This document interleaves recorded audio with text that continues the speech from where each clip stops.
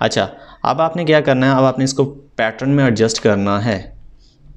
हमारे पास यहाँ पर डिफरेंट पैटर्न्स पड़े हुए हैं।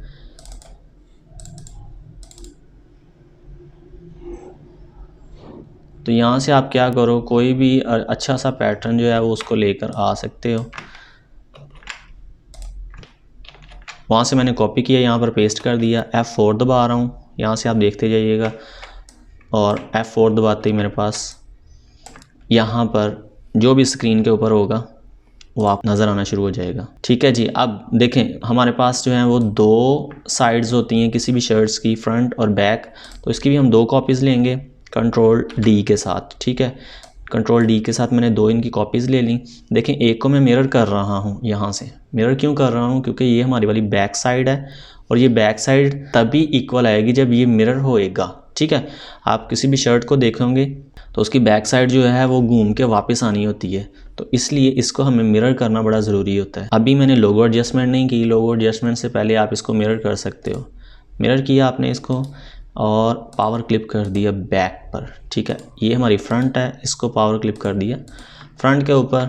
ठीक है, अब बाजू जो हैं उनको भी हमने प्रिंट करना होता है, तो उसके लिए भी आप लोग कर सकते हो। अगर प्रिंटेड बाजू हैं तो प्रिंटेड बाजू के लिहाज से आप इसको मतलब यहाँ से ही निकाल लो, और अगर नहीं है तो आप लोगों की जैसे आपके कस्टमर की डिमांड है। ठीक है, मैं फ़िलहाल इन बाजुओं को सिंपल ही रख रहा हूँ, इसको नेक्स्ट सीरीज़ में आप लोगों को बता दूंगा। ठीक हो गया, अब आपके पास ये डिज़ाइन कंप्लीट हो चुका हुआ है।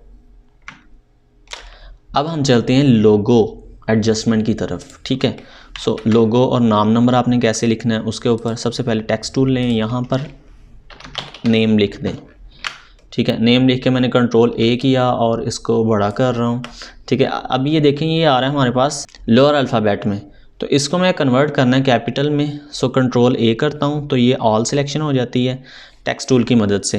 शिफ्ट F3 दबा रहा हूँ तो हमारे पास एक टैब ओपन हो रहा है जिसके ऊपर लिखा आ रहा है popup upper case, lower case, sentence case, whatever. तो इसको मैं अपर केस कर रहा हूँ, ओके कर रहा हूँ। ठीक है, अब आप इसको क्या कर दो, कलर जो है वो वाइट कर दो या कोई ऐसा कलर कर दो जो इसके ऊपर प्रोमिनेंट हो।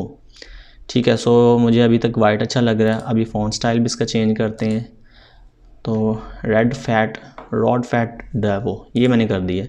अच्छा जी, इसको मैंने पकड़ा, शिफ्ट दबा के बैक वाला जो हमारी बॉडी है उसको सिलेक्ट किया और C दबा दिया, सेंटर में आ गया ये उसके। अब इसी की कॉपी लेकर नीचे ला रहा हूँ। ठीक है, राइट क्लिकिंग करके फिर से टेक्स्ट टूल लिया, कंट्रोल A किया, सारा हमारे पास इसकी ऑल सिलेक्शन हो गई। अब मैं इसका नंबर दे देता हूँ कोई भी, 99 मैंने कर दिया। ठीक है जी, ये और इसको थोड़ा सा खींच के इधर।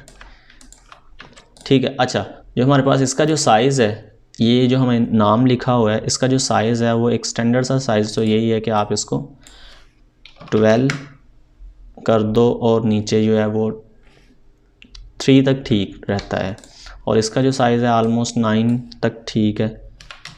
जैसे आप लोगों को मतलब कन्वीनियंट लगे या कस्टमर की डिमांड लगे आप लोग वैसे ही उसको कर सकते हो, या आपको लगता है कि थोड़ा बड़ा होना चाहिए फ़ॉन्ट का स्टाइल, वटेवर, जैसे भी आप लोग करना चाहो। अच्छा, दूसरी एक चीज़ ये है कि यहाँ पर देखें, यहाँ पर अब कुछ डिज़ाइंस ऐसे होते हैं जिनमें हमारा जो नाम नंबर जो है वो मर्ज हो रहा होता है। तो इस तरह के डिज़ाइंस के ऊपर आप लोग यूँ करो कि दोनों को सिलेक्ट करके इनके गिर्द आउटलाइन लगा दो। अब मैं ब्लैक आउटलाइन लगा रहा हूँ। ठीक है, ज़रूरत तो नहीं है लेकिन एक वाज़ेह फ़र्क नज़र आना शुरू हो जाएगा आपके पास। ठीक है, अच्छा अब इस आउटलाइन के ऊपर भी हमने काम करना है, तो F12 प्रेस करते हैं तो हमारे पास एक और टैब ओपन हो गई है। इस टैब को हम क्या कर रहे हैं, इसकी हम विड्थ बढ़ा रहे हैं। ठीक है, यू कैन सी कि यहाँ से इसकी विड्थ जो है वो बढ़ती जा रही है। और क्या कर सकते हैं, हम इसको 24 कर देते हैं। ठीक है, यहाँ से भी सेंटर, यहाँ से भी सेंटर करते हैं, कॉर्नर्स को भी मैंने सेंटर कर दिया, लाइन कैप्स को भी मैंने सेंटर कर दिया, पोजीशंस को भी मैंने सेंटर कर दिया हुआ है। ठीक है, बिहाइंड फिल का मतलब ये है कि ये इसके बैक के ऊपर भी फिल करेगा, और स्केल विद ऑब्जेक्ट लाजमी करना है आपने। ठीक है, क्योंकि जब हम साइजिंग कर रहे होंगे मीडियम, लार्ज, एक्सल की, तो उसमें जो है ना स्केल विद ऑब्जेक्ट का मतलब ये है कि वो ऑटोमेटिकली इसके हिसाब से यानी शेप के हिसाब से इसको ये जो विड्थ है उसको कम या ज़्यादा करता रहेगा। ठीक है, ओके का बटन किया। अब हमारे पास ये नाम और नंबर के साथ लिस्ट बन चुकी हुई है, मैंने इसको सेंटर भी कर दिया। अच्छा जी, अब दूसरा जो है हमारे पास, यहाँ पर हमने लोगो एडजस्टमेंट करनी है। सो लोगो एडजस्टमेंट के लिए हम क्या कर रहे हैं, यहाँ पर एक ठीक है रेक्टेंगल बना रहे हैं जिसका हम साइज़ रख रहे हैं। यहाँ पर मैंने लॉक ओपन कर दिया 6x8, ठीक है 6x8 का मैंने एक रेक्टेंगल बना ली। अब इसको मैं कर रहा हूँ शेप टूल की मदद से, सॉरी पिक टूल की मदद से मैंने इसको सिलेक्ट कर लिया, शिफ्ट दबाकर फ्रंट को सिलेक्ट कर लिया और सेंटर और टी से टॉप कर दिया। ठीक है, सी मैंने प्रेस किया, उसके बाद टी प्रेस किया तो सेंटर और टॉप हो गया इसके। ठीक है जी, अब इसको कोई मैं कलर दे देता हूँ।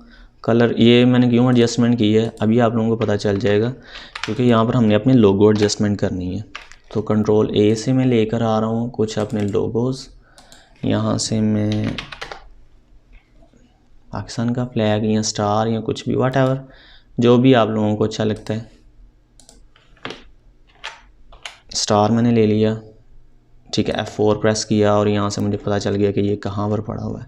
मैंने इसकी एडजस्टमेंट कर दिया ऑलमोस्ट यहाँ पर। देखें एक चीज़ जो है ना वो आप लोगों को वाज़ेह होनी चाहिए कि ये इस लोगो से, मतलब इसकी जो लाइन है यहाँ से अगर मैं लाइन ड्रा करूँ इसके साथ साथ लाइन ड्रा करूँ, ठीक है, तो ये इससे नीचे आना चाहिए, यानी इस लाइन से नीचे आना चाहिए।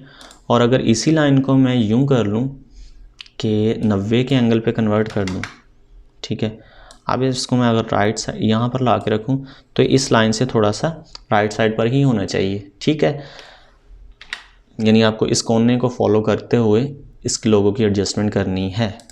ज़्यादा बेटर ये है कि पाकिस्तान का जो फ्लैग है वो लगा दूँ, कोई भी फ्लैग आप अपनी कंट्री का भी लगा दें। तो यहाँ पर मैं लोगोस के ऊपर आया,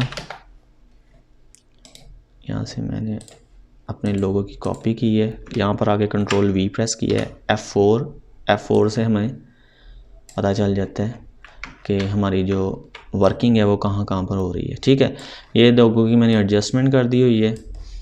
तो इसी तरह अगर आपके पास कोई और लोगो है जो आपने शर्ट की राइट साइड पर लगाना है तो वो आप इधर लगा लोगे। ठीक है, बिल्कुल इसी के साथ। ओके, तो ये हमारी शर्ट हो चुकी हुई है रेडी। इसको ग्रुप कर लो सबको।